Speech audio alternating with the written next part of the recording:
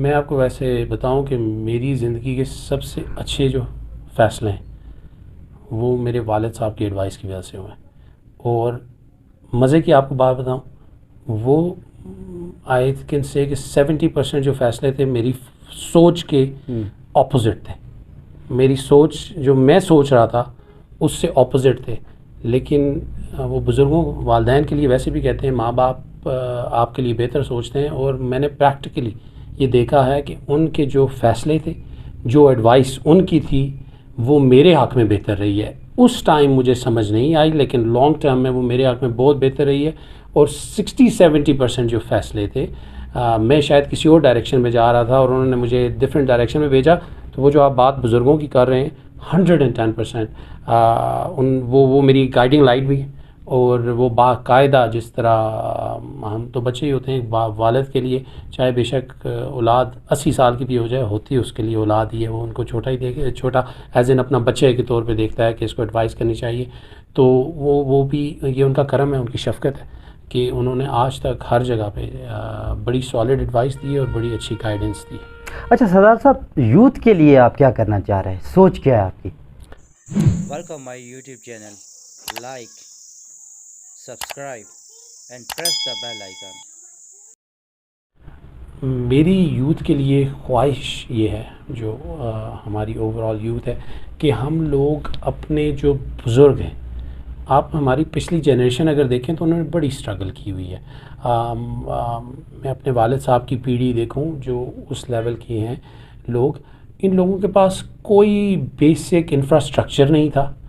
Financially कोई बंदा अच्छा, मतलब आप अगर अपनी नज़र दौड़ाएं तो फाइनेंशियली कोई बंदा इंडिपेंडेंट नहीं था। वही खेती बाड़ी करके अपने मींस करके, कुछ लोग अगर हम देखें तो आटे में नमक के बराबर भी नहीं, इससे भी कम लोग थोड़े बहुत वेल ऑफ थे अगर हम उस पीढ़ी को देखें।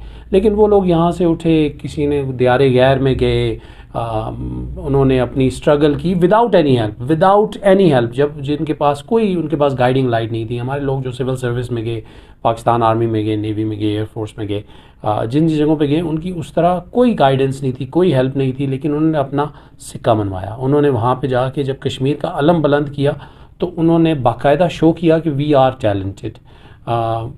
इसी तरह मेरी ख्वाहिश ये है कि हमारे जो यंगस्टर्स हैं वो इसके ऊपर फोकस ना करें कि हमारे पास क्या चीज़ें नहीं हैं, वो इस चीज़ के ऊपर फोकस करें कि अल्लाह का हमारे ऊपर करम क्या है। वैसे भी इस्लाम में भी कहा जाता है कि अपने से ऊपर वालों को ना देखो, अपने से नीचे वालों को देखो। अगर आपके पास 2 कमरों का घर है तो उस बंदे को देखो जो झोपड़ी में रह रहा है। और मेरी ख्वाहिश ये है कि जो हमारे यंगस्टर्स हैं वो ये देखें कि हमारे पास क्या क्या अपॉर्चुनिटीज़ हैं और हम एजुकेशन में कहाँ तक जा सकते हैं। और सेकेंडली ये है कि अपने जो बुज़ुर्ग हैं उनकी स्ट्रगल को जाने के, उनसे बैठ के नशिस्त करके पूछें कि वालिद साहब, दादा साहब, वालदा साहिबा, दादी साहिबा, नानी साहिबा, मेरे नाना, मेरे मामू, मेरे जो चचा हैं, उन्होंने किस स्ट्रगल से की है। और थोड़ा सा बर्दाश्त का मादा, बिल्कुल इतना सा बर्दाश्त का मादा वो पैदा कर लें तो आई थिंक जितने टैलेंटेड हमारा नौजवान है। अच्छा शाहिद साहब, एक इम्पॉर्टेंट बात देखी गई है कि जो नौजवान हमारे पढ़ना चाहते हैं, जी जी, उनके पास वसाइल नहीं है, उनके पास माली तौर पर वो बहुत वीक है। और जिनके पास माल है वो पढ़ना नहीं चाह रहे। अब जो पढ़ना चाह रहा है तबका, उसकी हम किस तरह से सपोर्ट कर सकते हैं? जनाब मैं आपको एक बात बताऊं, जो हमारे बच्चे और बच्चियाँ हैं, अगर आप कंपैरिजन करें, इस पर हम अगर पुंछ का कंपैरिजन करते हैं, आज़ाद कश्मीर का कंपैरिजन करते हैं, तो हमारी बच्चियाँ भी तो उसी सोशल कल्चर का हिस्सा है ना। करेक्ट, उसी सोशल कल्चर का हिस्सा है। तो फिर वो सारी मास्टर्स और PhDs और ग्रेजुएट्स कैसे हो गई, और हमारे बच्चे कि वो पढ़ती हैं, मेहनत करती हैं। एग्जैक्टली। तो मुझे ये बात ना कहें, मैंने अगेन जो पिछले आपको सवाल का जवाब दिया कि इस चीज़ के ऊपर फोकस करें कि हमारे पास क्या है। आपने अगला सवाल ही वो पूछ लिया कि जनाब ये चीज़ नहीं है। वसाइल बहुत हैं, अगर बंदा पढ़ना चाहे तो हमारे वालदैन नहीं पढ़े। हमारे वालदैन के पास तो फ़ीस देना तो बहुत दूर की बात, उनके पास इतने पैसे नहीं थे कि वो कपड़े ले सकते। फ़ीस तो बहुत दूर की बात, मतलब जो अपनी बेसिक रिक्वायरमेंट्स थी। मैं लास्ट टाइम अपने ताया अबू सरदार ज़रीन साहब का जिक्र किया था, उन्होंने 1969 में पुंछ बोर्ड लाहौर से टॉप किया था पूरे पुंछ में, जब पुंछ कुआले से लेके तो पलंदरी तक हुआ करता था। ठीक हो गया। वो जब एफएससी करने के लिए गए तो पहले सेमेस्टर के बाद उनके पास फ़ीस नहीं थी जमा करवाने के लिए, और उन्होंने पहला सेमेस्टर यहाँ पे रावलाकोट आके पढ़ा कॉलेज का, और उसके बाद जब उन्होंने देखा कि मेरे वसाइल नहीं है, मेरे बुज़ुर्गों के वसाइल नहीं हैं, तो वो as a non commissioned officer Pakistan air force उन्होंने ज्वाइन कर ली, और वॉलीबॉल के वो पहले कश्मीर के कलर होल्डर थे। तो ये चीज़ अगर हम ये देखना शुरू हो जाए ना कि भाई हमारे पास ये वसाइल नहीं है, वो वसाइल नहीं है, ना करते तो हम कुछ भी नहीं बना सकते। अगर हम पॉजिटिव साइड पे जाएं, हमारे बच्चे पढ़ना चाहते हैं तो प्लेंटी ऑफ अपॉर्चुनिटीज़ है, हमारी लोकल यूनिवर्सिटीज़ हैं, लोकल यूनिवर्सिटीज़ में स्कॉलरशिप्स हैं, हमारे पास जो फीसेस हैं, हमारे जो पोस्ट ग्रेजुएट कॉलेज है, हमारे जो ये लोकल कॉलेजेस हैं, उनकी फ़ीसेस अभी भी इतनी नॉमिनल हैं कि they can easily afford to go to school. ये तो मैं मान ही नहीं सकता कि हमारा कोई भी बच्चा जो है वो ग्रेजुएट नहीं हो सकता। अच्छा सरदार साहब, ये बताइएगा आपकी जाए पैदाश कौन सी है और आपने इब्तिदाई तालीम कहाँ हासिल की? मेरी जाए पैदाइश मेरा गाँव हुर्रमरा नम्प की है, और 6 माह में की उम्र में हम रावलपिंडी मूव हो गए थे। रावलपिंडी मेरी इब्तिदाई जो तालीम है, नर्सरी और 1 आप कह सकते हैं, एक पेशावर रोड पे स्कूल था, progressive English school, private school था। अभी भी, बल्कि मैं जब ड्राइव करता हूँ तो वो वहीं पे कोहनूर के बिल्कुल ऑपोजिट, मिल के ऑपोजिट, वहाँ से हुई। उसके बाद FG बॉयज़ मिडिल स्कूल था, बल्कि प्राइमरी स्कूल था ये, जहाँ पे आर्मी मेडिकल कॉलेज है इसकी बैक साइड पे, वहाँ से हुई। उसके बाद 6th क्लास में मैं चला गया फौजी फाउंडेशन लालाजार, 9वीं जमात तक मैं वहाँ पे पढ़ा। फिर मैंने मैट्रिक की कुवैत से, मैं 10th, उस टाइम ये 9th और 10th के अलग-अलग एग्ज़ाम नहीं हुआ करते थे, मैं कुवैत चला गया। 2000 में मैंने उस मैट्रिक की, 2001 में मैंने वहाँ से ही फर्स्ट ईयर की, एक ब्रिटिश स्कूल था, और 12वीं जिसको कहा जा सकता है या FSC जिसको कहा जा सकता है, वो मैंने जाके अमेरिका से की। फिर मेरी आगे की तालीम वहाँ पे एक प्राइवेट कॉलेज था, अलमारा कॉलेज, वहाँ से की मैं बैचलर्स इन बिज़नेस एडमिनिस्ट्रेशन और अमेरिकन हिस्ट्री की। उसके बाद मैंने वहाँ पे 2009 से लेके 2016 तक जॉब की। सरदार शाहजेब शब्बीर का फ्यूचर प्लान क्या है? क्या बड़ा मेगा प्रोजेक्ट आज़ाद कश्मीर के लिए हो सकता है? एक तो कैडेट कॉलेज आपने ओपन कर दिया राड़ा में, जी, वो उसके लिए हम आपकी काविशों को खराज तहसीन पेश करते हैं। नेक्स्ट प्लान क्या है?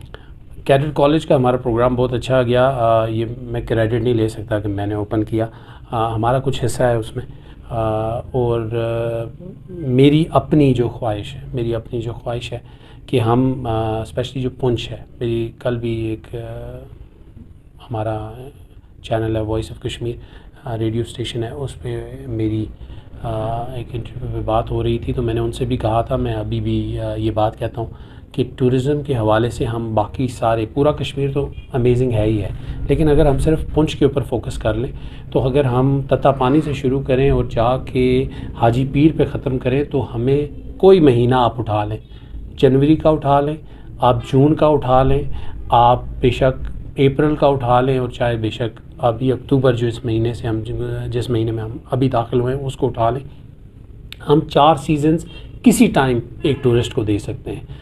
अगर जनवरी का महीना भी है तो हम तत्ता पानी जाके तो उनको गरमाइश दे सकते हैं, और अगर हमारे पास गर्मियों का महीना है तो हम उनको फॉरवर्ड कोटा की पीक्स पे जाके बर्फ़ दिखा सकते हैं। ये पुंछ है, ये जिस पुंछ है, अभी मैं आज़ाद कश्मीर होल पे गया ही नहीं हूँ, आप नीलम की तरफ देखें, आप डडियाल देखें, आप मीरपुर देखें, तो एक तो टूरिज़म है, आपने मेगा प्रोजेक्ट, मेरी इंशाल्लाह हमारी काविश है कि जदीद एक होटल इंशाल्लाह यहाँ पे लाया जाए। सेकेंडली मेरी एजुकेशन की तरफ है हमारा जो स्पेशली ये जो पुंछ, और हम अगर डिस्ट्रिक्ट रावलाकोट की बात करें और डिस्ट्रिक्ट बाग की बात करें, तो यहाँ पे एजुकेशन सिटी, जिस तरह दुनिया में बड़ी बड़ी इकॉनमीज़ एजुकेशन के ऊपर चल रही हैं, हमारे पास जगह बहुत अच्छी है। और मैंने ये बात पहले भी कर चुका हूँ कि एबटाबाद का मॉडल अगर हम लेके आएँ, स्पेशली इन 2 सिटीज़ में, रावलाकोट और बाग में, तो एबटाबाद में Kakul academy, 4 medical colleges, 2-3 boarding schools, अगर इनको माइनस कर दिया जाए तो एबटाबाद में उस तरह की डेवलपमेंट नहीं है। ये एबटाबाद जो सिटी है, हमारे कहीं जो सिविल सर्वेंट्स हैं, हमारे कहीं लोग जो हैं वो एबटाबाद बोर्डिंग स्कूल से पढ़े हुए हैं। वही मॉडल अगर हम उठा के यहाँ पे लेके आ जाएं और हम एजुकेशन सिटीज़ बना दें तो आपकी इकोनॉमिकल प्रोग्रेस भी होगी। ये जो हमारे जितने बच्चे पढ़े हुए हैं, जिन यंगस्टर्स की आप बात कर रहे थे, from a driver, from a runner, all the way up to a professor, up to dean of different departments, हमारे कितने ही रिटायर्ड प्रोफेसर्स हैं, कितने ही रिटायर्ड डॉक्टर्स हैं जो कि हमारी यूनिवर्सिटीज़ को सर्व कर चुके हैं। हम 4 कैंपसेस खोल दें, आप कॉमसैट से बात कर लें, आप इस्लामिक यूनिवर्सिटी से बात कर लें, आप NDU से बात कर लें, आप लम से बात कर लें, आप नमल से बात कर लें, उनसे कहें जी कि आप एक कैंपस हमारे इस सारे एरियाज़ को दे दें और हर मेजर सिटी में आप एक कैंपस खोलें।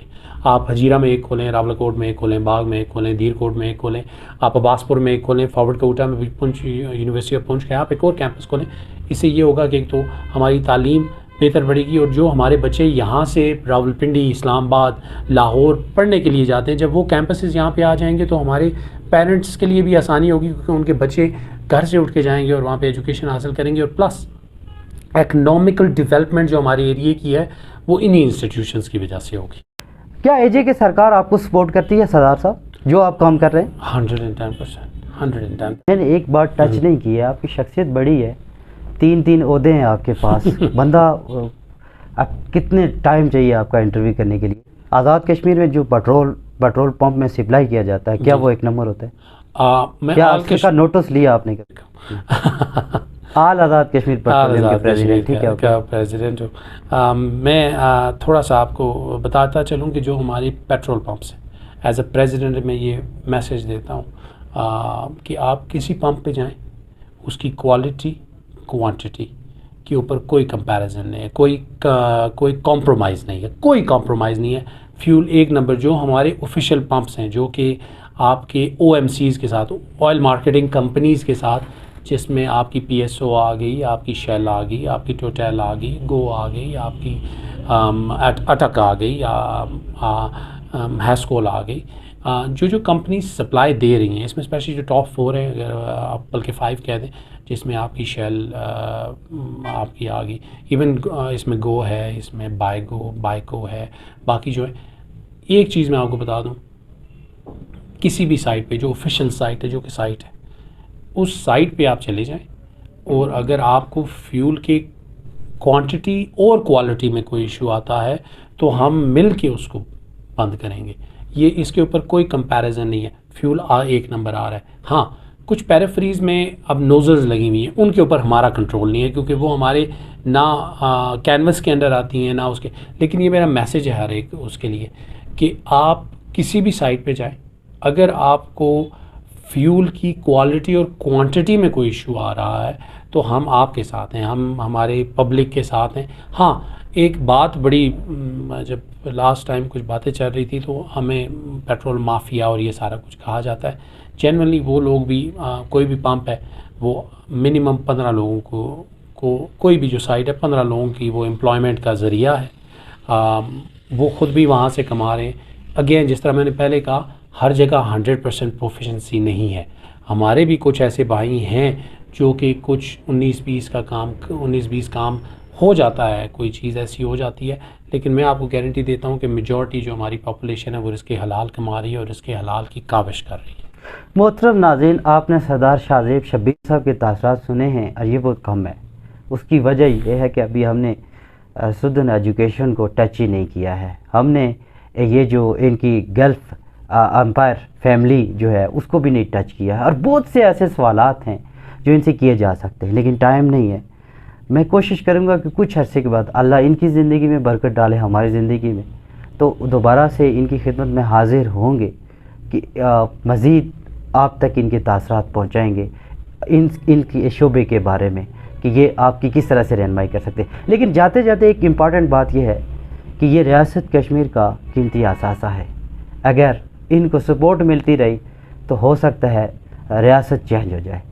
अगर हुकूमत का दस्ते शफ़क़त भी इनके ऊपर पड़ता रहा, जो विजन लेके ये निकले हैं, 17-18 घंटे ये काम करते हैं, तो ये बहुत कुछ कर जाएंगे अपनी लाइफ में। अल्लाह इनकी ज़िंदगी में बरकत अता फरमाए। इजाज़त चाहूँगा। Ansar Abbasi, social media news, Rawalakot, district Poonch. Azad Kashmir. Thank you sir. Thank you so very much. मैं आखिर में सिर्फ जो हमारा, जिस तरह हमने लास्ट टाइम बात की थी, हमारे जो ओवरसीज़ कश्मीरी हैं, पाकिस्तानी हैं, स्पेशली जो हमारी कश्मीरी यहाँ से गए हुए, आप सबका बहुत शुक्रगुज़ार हूँ इस सिलसिले में कि आप दियारे गैर में और आप हमारा आलम उठाए हुए हैं। आप बहुत स्ट्रगल करके, बहुत मेहनत करके हमारा नाम भी बनाते हैं और हमारी इकॉनमी को भी चलाते हैं। मैं उन सब का बहुत बहुत शुक्रगुज़ार हूँ। अल्लाह आपका और हम सब का हामी नासिर व जज़ाकल्लाह। आमीन आमीन।